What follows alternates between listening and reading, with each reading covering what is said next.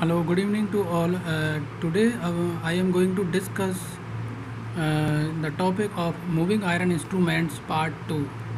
तो पार्ट 2 के अंदर हम डिस्कस करेंगे। सबसे पहले हम मूविंग आयरन इंस्ट्रूमेंट्स के features. Moving iron instruments can measure AC as well as DC, यानी AC और DC ये दोनों वैल्यू को ये मेजर कर सकता है। AC में की ये RMS वैल्यू को ये मेजर करता है, जिससे अपन इसका जो वैल्यू अपन इस फॉर्मूले से अपन फाइंड आउट करते हैं।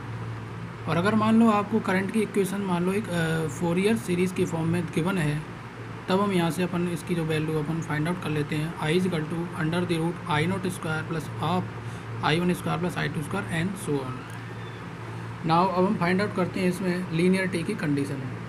जानते हैं कि मूविंग आयरन इंस्ट्रूमेंट में थीटा इस समानुपाती होता है I स्क्वायर के। सो TD इक्वल टू क्या होता है TC, यानी half I square DL by D theta equal to होता है K थीटा। अब हम क्या चाहते हैं कि इसका स्केल क्या हो जाए, लीनियर हो जाए, यानी थीटा इस समानुपाती हो जाए I के। तो थीटा बराबर हो जाएगा that is K1 into I. So I बराबर हो जाएगा that is theta upon K1। Put the equation half I square DL by D theta equal to and K, theta की जगह हमने रख दिया K1 इंटू आई। आई से आई कैंसिल हो जाएगा, तो हाफ इस आई की वैल्यू हमने रख दी that is theta upon K1 DL by D theta equal to K into K1। तो यहाँ से हमारे पास आ जाएगा that is theta DL by D theta equal to K into K1 square. This is a complete constant, so theta DL by D theta equal to constant. और हम जानते हैं कि मूविंग आयरन इंस्ट्रूमेंट्स में क्या होती है, कॉइल्स होती है और हम AC वोल्टेज मेजर करते हैं। यानी उसके अंदर क्या होता है कि इंडक्टेंस होता है। इंडक्टेंस होगा तो वहाँ पे क्या होगा, एक रिएक्टेंस प्रेजेंट होगा, और रिएक्टेंस प्रेजेंट होगा तो वहाँ पे फ्रिक्वेंसी का टर्म वहाँ पे प्रेजेंट रहेगा। तो इस फ्रिक्वेंसी के टर्म की वजह से इसके अंदर क्या होती है, इसमें फ्रिक्वेंसी एरर होती है। तो अब हम देखेंगे कि फ्रिक्वेंसी एरर का अपन कंपनसेशन कैसे करते हैं अमीटर के केस में। तो इसके लिए हम क्या सबसे ये सर्किट अपन कंसीडर करते हैं। इस सर्किट में हमने क्या है, एक ये हमारा मीटर कॉइल है और दिस इज ये हमारी शंट कॉइल है। तो यहाँ पर क्या करते हैं, इसको अमीटर बनाने के लिए हम क्या करेंगे, एक इसके शंट ब्रांच में एक रेजिस्टेंस अपन कनेक्ट कर देंगे। और तो इसमें अपन यहाँ पे RSH, केवल RSH यूज़ ना करने के बजाय हम RSH के साथ साथ हम इसमें इंडक्टेंस LSH भी हम कनेक्ट करेंगे। तो हम जानते हैं, अब इसमें हम लगा लेते हैं यहाँ पे current division rule. So find out the equation of IM is equal to that is I into ZSH upon ZSH plus ZM। Similarly ISH अपन फाइंड आउट कर लेंगे। अब हम क्या करते हैं, यहाँ पे दोनों को डिवाइड कर लेते हैं। IM divided by ISH equal to that is यहाँ पे हमको मिल जाएगा ZSH अपन ZM। अब ZSH क्या होता है, ये हमारा इम्पिडेंस है शंट ब्रांच का, तो ये क्या होगा हमारा that is RSH plus J2/F LSH।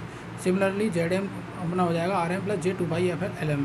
यहाँ से RSH अपन RM कॉमन ले लेते हैं, तो यहाँ पे बचेगा अपन के पास J2/F LSH अपन RM, और यहाँ से बचेगा बटे 1 प्लस J2/F LM अपन RM।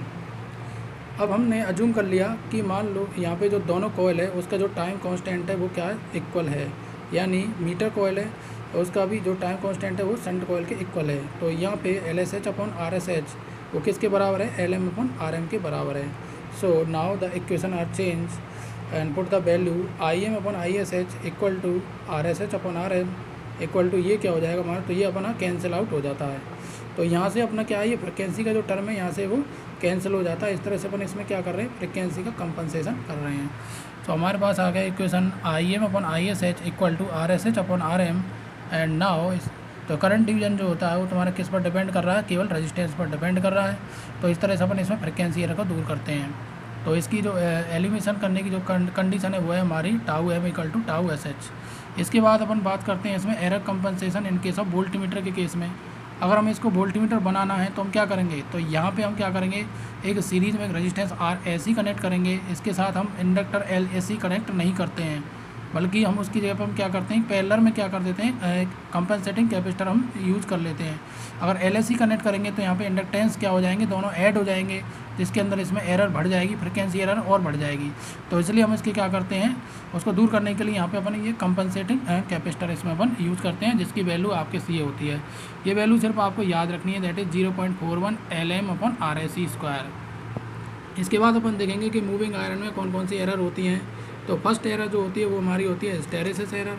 हिस्टेरिसिस एरर में हम बात कर रहे हैं सबसे पहले जो आयरन की जो डिस्क होती है जो कि निकल और आयरन अलॉय की ये बनी होती है, और जब ये आयरन की डिस्क हमारी इस मैग्नेटिक फील्ड में मूव करती है तो यहाँ पे ये दो एरर्स यहाँ पे सामने आती हैं, हिस्टेरिसिस एरर और ये मोशनल ईएम एडी करंट।